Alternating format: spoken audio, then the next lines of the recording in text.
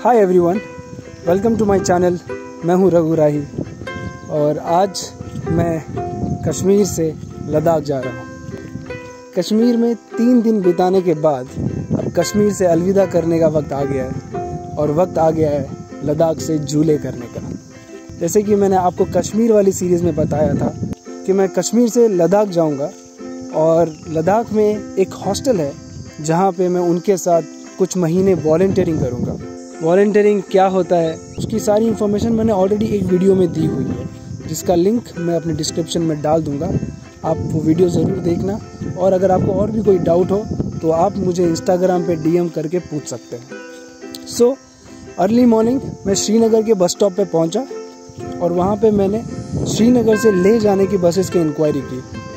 Inquiry करने के बाद पता चला कि उस दिन कोई भी बस श्रीनगर से ले नहीं जा रही थी एक्सेप्ट एक पोस्ट ऑफिस की बस थी जो जाने वाली थी। तो मेरे पास कोई ऑप्शन नहीं था, इसलिए मैंने तुरंत पोस्ट ऑफिस की बस की टिकट काट ली और मैं बस में बैठ गया। एक्चुअली ये डिसीजन मेरे लिए बहुत ही फ़ायदेमंद रहा क्योंकि उस बस के अंदर मेरे अलावा, ड्राइवर के अलावा और कुछ 1-2 लोगों के अलावा कोई भी नहीं था।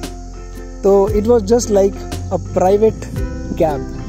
ऐसा लगा कि जैसे वो पूरी की पूरी बस सिर्फ हमारे लिए ही है। तो आराम से हम सब लोग उस बस में बैठे और चले गए। मैं हमेशा पब्लिक बसेस से ट्रैवल करना पसंद करता हूँ। उसके कई कारण हैं। एक कारण यह है कि इसमें पैसा कम लगता है। दूसरा, आपको लोकल लोगों से इंटरैक्ट करने को मिलता है और आप वहाँ के कल्चर को और अच्छी तरह से समझ पाते हो। तो उसी तरह इस बस के अंदर मेरी मुलाकात कुछ लोगों से हुई। एक ऐसा शख्स जो पूरी भारत यात्रा सिर्फ और सिर्फ पब्लिक ट्रांसपोर्ट के थ्रू कर रहा था, यानी कि ट्रेन्स और बसेस के थ्रू। और उसने ये बताया कि वो इसने एक भी दिन होटल में स्पेंड नहीं किया है। हमेशा या तो वो गुरुद्वारा चला जाता था या तो धर्मशाला चला जाता था या फिर बस स्टॉप और रेलवे स्टेशन पे भी कई बार उसने रात गुजारी है। Traveling throughout India for 3 months now. I have covered 26 states till now. Now I am in Kashmir. I have spent very little much money. Now about 30,000 rupees हो गया। लोग को ये सोच है कि ट्रैवल करने के लिए बहुत ज़्यादा पैसा चाहिए, लेकिन उतना नहीं है। अगर हम रेलवे स्टेशन पे और बस स्टैंड पे रुकने हैं तो बहुत कम पैसे पे हम ट्रैवल कर सकते हैं और वहाँ भी बहुत ज़्यादा सुविधा हमको मिलते हैं, टॉयलेट्स वगैरह। ऐसा है।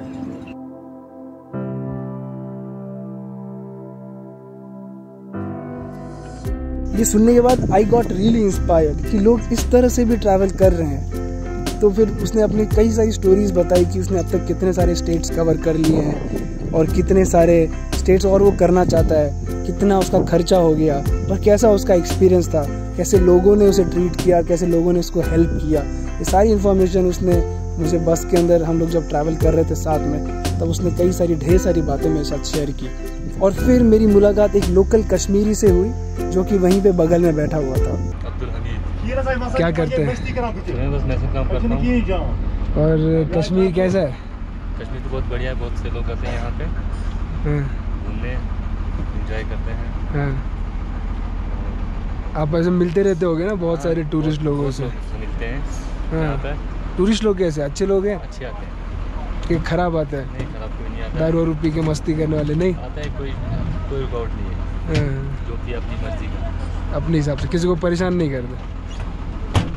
हमको भी, मैं भी यहाँ अभी 4-5 दिन हो गए, मुझे भी बहुत अच्छा लगा यहाँ पे और जितने भी लोग मिलेंगे मेरे को एकदम बढ़िया। जैसे होता है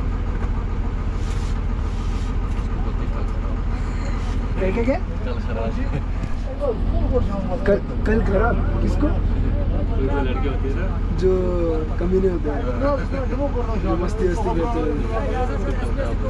कल खराब मतलब चूतिया।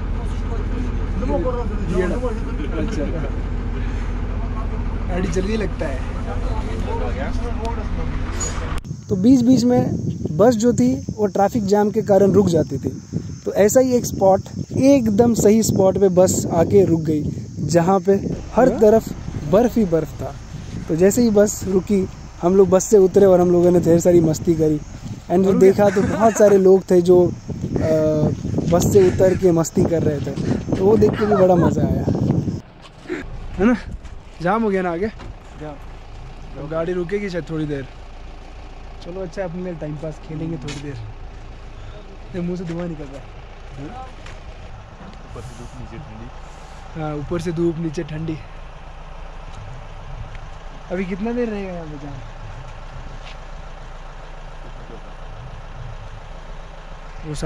वो साहब हमारे वस्ता साहब है। वस्ता मतलब ड्राइवर। एक तरफ ईंटों की इमारतें, बच गया, हर बार बच गया। कुदरत की शरारतें हैं, एक तरफ शहरों की बाहें हैं, तो एक तरफ अनजानी ये राहें हैं। जाऊं कहाँ मैं जानता नहीं, और ये दिल है कि मानता नहीं। जाऊं कहाँ मैं जानता नहीं, और ये दिल है कि मानता नहीं।